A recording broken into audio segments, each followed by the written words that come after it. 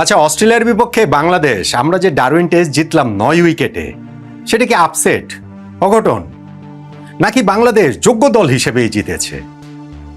আচ্ছা, কোনো একটা দল যোগ্য দল হিসেবে জিতলে সেটা কি অঘটন হয় না? হওয়ার কি কোনো সুযোগ নাই? এই দুটোর মধ্যে বিরোধটা আসলে কোথায়? বাংলাদেশের এই জয়কে অঘটন বলে কি আমাদের কৃতিত্বকে খাটো করে দেখা হচ্ছে? বাংলাদেশের অর্জনকে ছোট করে দেখা হচ্ছে? মিডিয়া কি সেই চেষ্টাটা করছে? নাকি বাংলাদেশের এই জয়টা আসলেই আপসেট, বিশ্ব ক্রিকেট ইতিহাসের সর্বকালের সবচেয়ে বড় আপসেটগুলোর একটা? সব মিলে একটু আলোচনাটা করতে চাই। বাংলাদেশ যে ডমিনেট করে জিতেছে, আমরা যে যোগ্য দল হিসেবে জিতেছি, 11টার সেশন যে আমরা খেলেছি, সেইখানটাতে 9টা সেশনে তো বাংলাদেশ নিরঙ্কুশভাবে আমরা জিতেছি, বাকি 2টাকে বলতে পারেন শেয়ার্ড সেশন। তো এইরকম একটা টেস্ট ম্যাচ খেলার পরে, এইরকম একটা টেস্ট ম্যাচ জেতার পরে বাংলাদেশের জয়কে আসলে আপসেট কেন বলা হচ্ছে? আর টেস্ট ম্যাচে কি আপসেট হয়? ধরেন T20 একটা শর্টার ফরম্যাটের খেলা, ধরেন ওয়ানডেও তো শর্টার ফরম্যাটে একদিনেরই খেলা, সেই সব জায়গায় আপসেট হতে পারে। টেস্টে কি আসলে 5 দিন ধরে যখন খেলা হচ্ছে, সেশন বাই সেশন খেলা হচ্ছে, 15 সেশনের খেলা, এই টেস্টে যেমন 11 সেশন হয়েছে, এইখানে কি আসলে আপসেট শব্দটা প্রযুক্ত? এগুলো নিয়ে অনেক আলোচনা হচ্ছে। বাংলাদেশের অর্জনকে খাটো করে দেখার চেষ্টা কি মিডিয়া করছে কিনা, এই সব কিছু মিলিয়ে আলোচনা করতে চাই এই জয়টাকে আপসেট হিসাবে আখ্যায়িত করে। দেখুন, প্রথম কথা, আপসেট জিনিসটা কি, অঘটন জিনিসটা কি? অঘটন যেটা ঘটার কথা না। কোনো একটা ম্যাচের বিল্ড আপে যেই রেজাল্টটা প্রত্যাশিত, সেই রেজাল্টটা যদি পুরোপুরি বিপরীত হয়ে যায়, যে না এটা হওয়ারই কথা না, যেই রেজাল্টটা যত বেশি হওয়ার কথা না, সেই রেজাল্টটা হলে সেটা অঘটন হয়। আমি সহজ করে বুঝিয়ে বলার জন্য আসলে এই জিনিসটা বলছি। ধরেন লেটসে কিছুদিন আগে ফুটবল ওয়ার্ল্ড কাপ গেল, সেই ফুটবল ওয়ার্ল্ড কাপে জার্মানি যে হেরে গেল প্যারাগুয়ের কাছে, এটা কি আসলে হওয়ার কথা ছিল?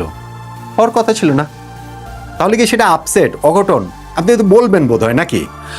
গত ওয়ার্ল্ড কাপ 2022 বিশ্বকাপটাতে আর্জেন্টিনা চ্যাম্পিয়ন হয়েছিল, কিন্তু তারা যে সৌদি আরবের কাছে প্রথম ম্যাচটা হেরে গিয়েছিল, সেটা কি আপসেট ছিল নাকি ছিল না?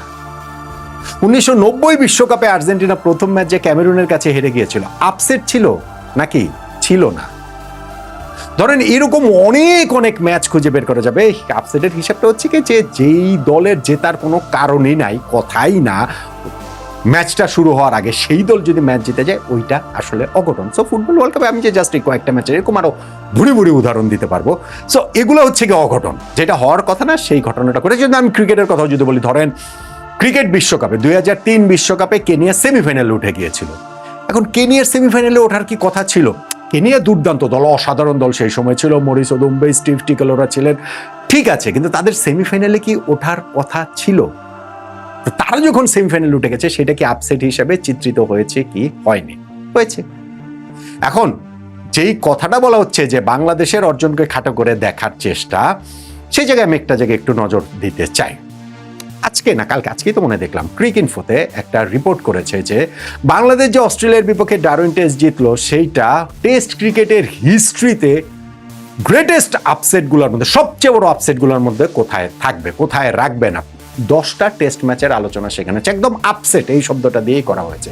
সেই 10টা টেস্ট ম্যাচে কোনটা কোনটা আছে? বাংলাদেশ যে অস্ট্রেলিয়াকে হারিয়েছে সেটা রয়েছে, বাংলাদেশ যে নিউজিল্যান্ডকে হারিয়েছিল, মাউন্ট মঙ্গানুতে আমরা হারিয়েছিলাম, যে জয়টা আমরা পেয়েছিলাম, সেইটাও আছে। 10টার মধ্যে 2টা বাংলাদেশের এই ভিক্টরি রয়েছে। সো বাংলাদেশের এই যে অস্ট্রেলিয়ার সাথে জয়, নিউজিল্যান্ডের সাথে জয়, সেই জায়গাটাতে আমাদেরকে খাটো করে দেখার চেষ্টা হিসাবে আমরা এটাকে দেখতে পারি। কিন্তু একই সঙ্গে সেইখানে তো পাকিস্তান যে জিতেছিল ইংল্যান্ডের বিপক্ষে ওই ওভালিগে 1954 সালে, তাদের টেস্ট হিস্ট্রির মাত্র 2য় বছরে, সেই ম্যাচটা তো আছে। তাহলে কি পাকিস্তানের জয়টাকে খাটো করে দেখার চেষ্টা হয়েছে? আচ্ছা ঠিক আছে, আমি ধরলাম পাকিস্তানের জয়টাকেও খাটো করে দেখার চেষ্টা হয়েছে।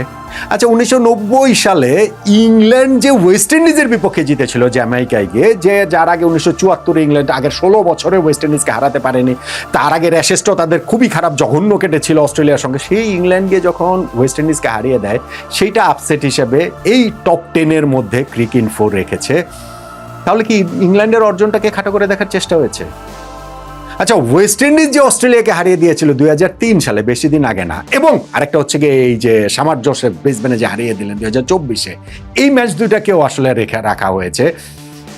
একটা 418 রান চেস করে ব্রায়ান লারা, শিবনারায়ণ চন্দ্র পাল, রামনাথ সরন্দার সেই দল যে জিতেছিল, সেটাকে এখানে কি ওয়েস্ট ইন্ডিজকে খাটো করে দেখার অর্জনকে চেষ্টা করা হয়েছে? আচ্ছা, সব দলকে না হয়েছে। আমি দেখছিলাম আমাদের কিছু জায়গায় আলোচনা হয়েছে, আমাদের মিডিয়াটির আলোচনা হচ্ছে যে ভারতীয় মিডিয়াতে বাংলাদেশের এই অস্ট্রেলিয়ার বিপক্ষে জয়টাকে খাটো করে দেখার চেষ্টা হচ্ছে, যেই কারণে বাংলাদেশের জয়টাকে আপসেট বলা হচ্ছে। ভারতের একটা জয়ের কথাও তো এইখানটাতে আছে ক্রিক ইনফোর প্রতিবেদনে, টপ 10 এর মধ্যে।